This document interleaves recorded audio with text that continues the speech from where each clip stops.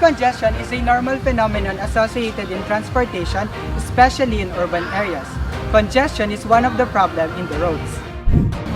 As demand approaches the capacity of the road or of the intersections along the road, extreme traffic congestions will set in.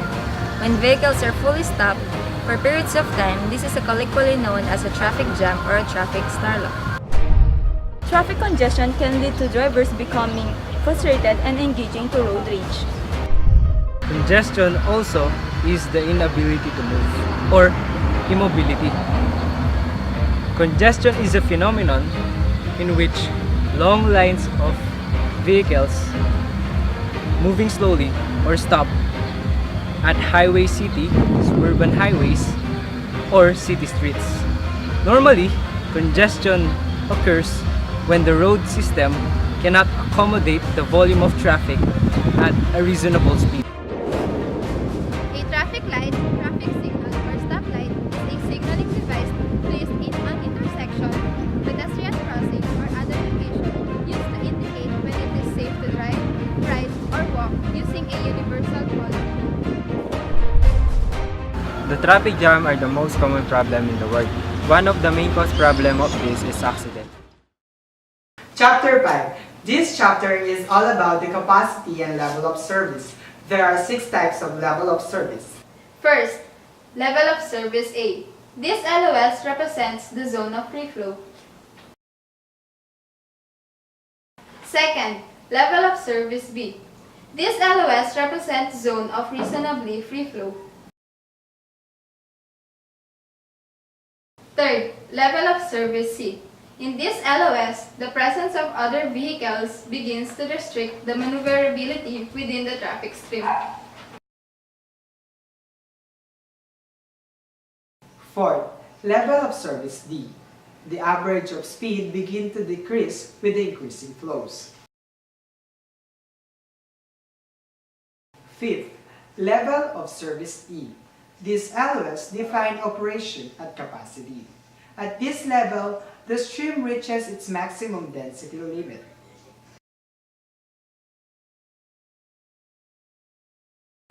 Lastly, level of service F. This LOS describes condition in a queue that has formed behind a point of breakdown or disruption.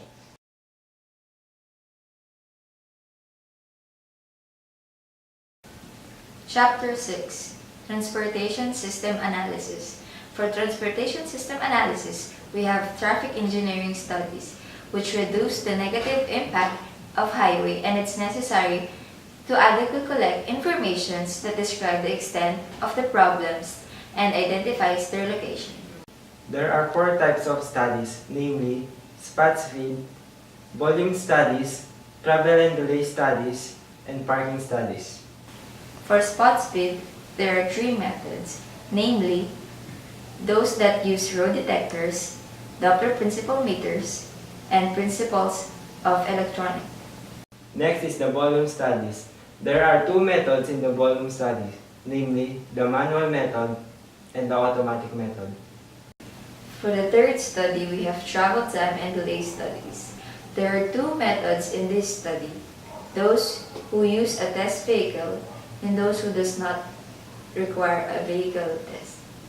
Lastly, the parking studies. In this study, there are 2 types of method: off-street parking facilities and on-street parking facilities. Pedestrian accident occurs in variety of ways. The most common type involves pedestrian crossing or entering the street at or between intersections. There are 2 known major problems of pedestrian problems. First is darting. It is the sudden appearance of a pedestrian from behind the vehicle or sight obstruction. Second is dashing. It simply refers to the word itself, running pedestrians. There are also other problems, special problems. First is age. Pedestrian under 15 years of age from largest group of pedestrians victims and have the highest injury rate. Second is the intoxication and drug effects. We all know that alcohol and drugs does something to us. making us dizzy or drowsy, which impair the behavior, which primarily cause accident. Third is dusk and darkness. It is the time when motorists are having a difficult time in noticing pedestrians around them. There are 7 levels of service for pedestrian studies. For level of service A, the pedestrian delay is less than 10 and has a low likelihood of non-compliance. For LOS B, the pedestrian delay is greater than 10 to 20 and has a quite low likelihood of non-compliance. For LOS C, the pedestrian delay is greater than 20 to 30 and has a moderate likelihood of non-compliance. For LOSD, the pedestrian delay is greater than 30 to 40 and has a very moderate likelihood of non-compliance. For LOSE, the pedestrian delay is greater than 40 to 60 and has a high likelihood of non-compliance. For LOSF, the pedestrian delay is greater than 60 and has a very high likelihood of non-compliance.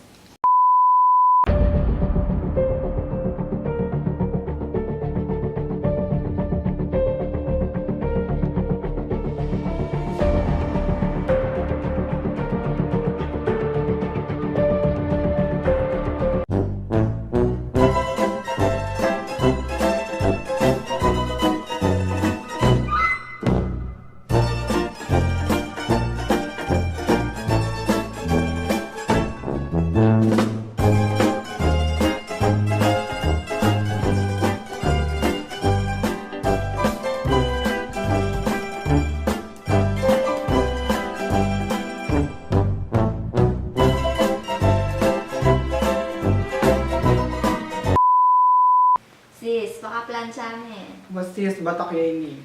On air na po tayo. Magandang umaga, mga manonood. Sunshine Cruise, everybody. Handog namin ang mga balitang nakalat kung saan-saan. Chismox additives everywhere. May balitang handog si Brian mula sa UAE. Hello, my friend. Assalamualaikum. I share hara hirik yala shibuya kosa. I share hawan hashir Muhammad Tana. I share Abu Well Tula, I share hara shir. Hello, heart, Back to you, my friend. Malaikum salam, Brian. Narito naman ang mga balitang handog ni Janelle Japayuki.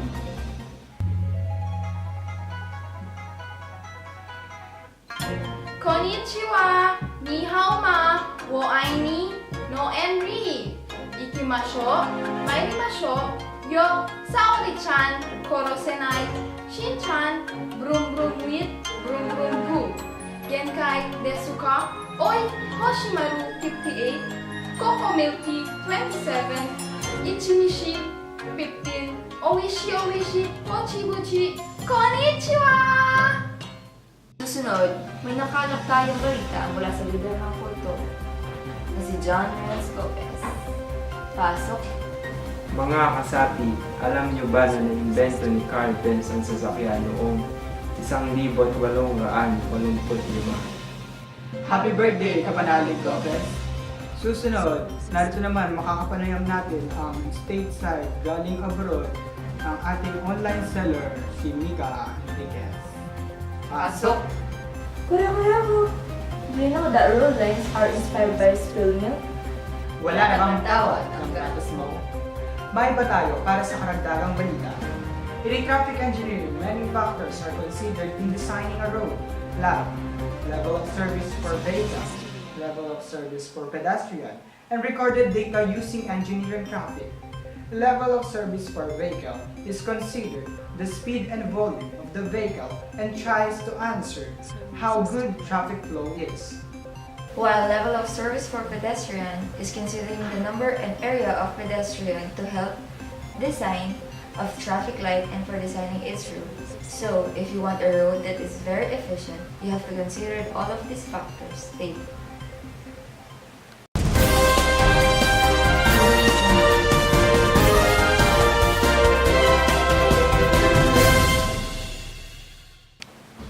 News Flash. Cheng cheng! Hello? No? Okay, no? Sige. Pansamantala po tayong magbigay ng pugay at daigdig na panalangin para po sa ating kaibigan na si Chocolate, sapagkat si Chocolate ay expired na.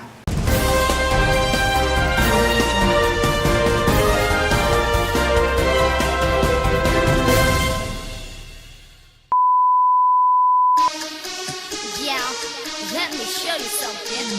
Girls, you ready? Let's go. And you too. 머리부터 발끝까지 hot issue. 내 모든 것 하나하나 hot issue. 누가 take control? 참 hot it issue. Issue. Sino nga ba? Si Colos Pelay. Show you something. Girls, you ready? Let's go.